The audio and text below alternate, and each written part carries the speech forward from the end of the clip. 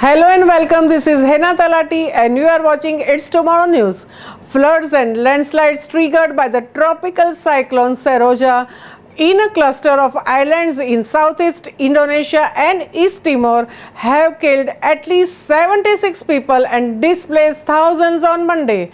This Category 1 Seroja tracks southeastwards over Savu Sea near Sumba, Indonesia as of April 5.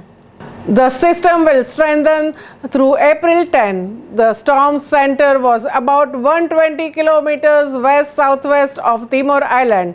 Forecast models indicate that Seroja will continue to track towards the Indian Ocean and strengthen to become a Category 4 severe tropical cyclone by April 6.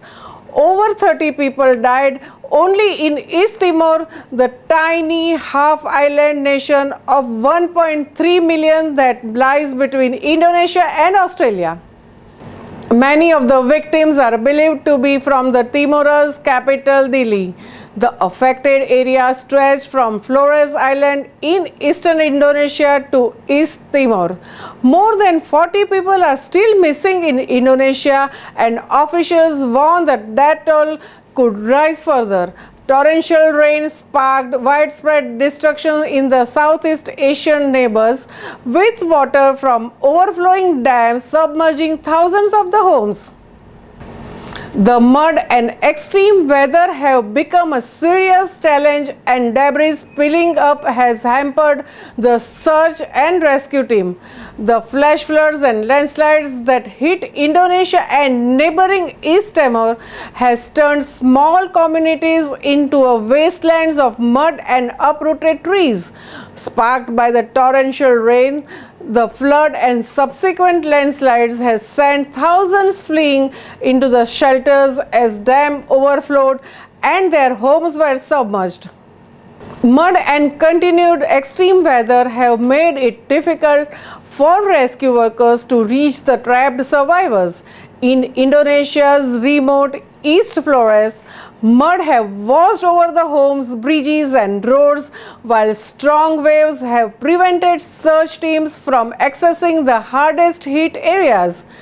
On Lambeta, an island east of Flores, parts of some villages were swept down a mountainside by torrents of the mud and carried to the shore of the ocean.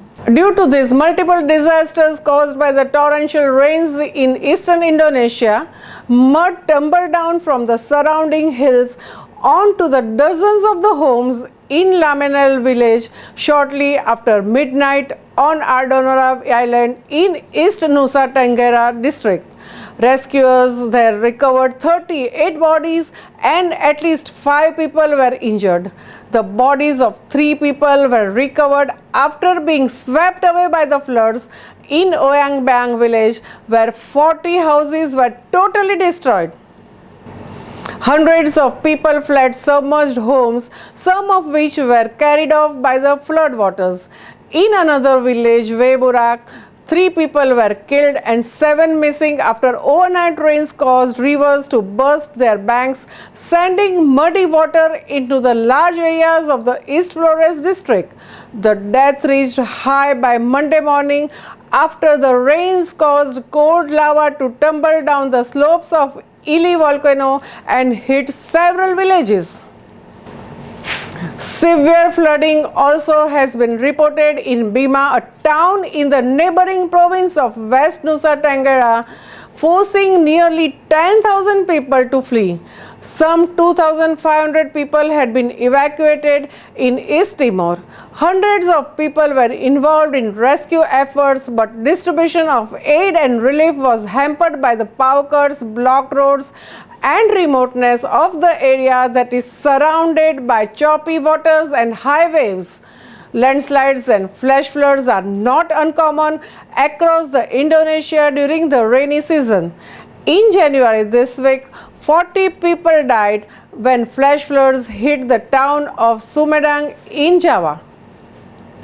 In the last September, at least 11 people were killed in landslides on Borneo, while few months earlier dozens died in Sulawesi.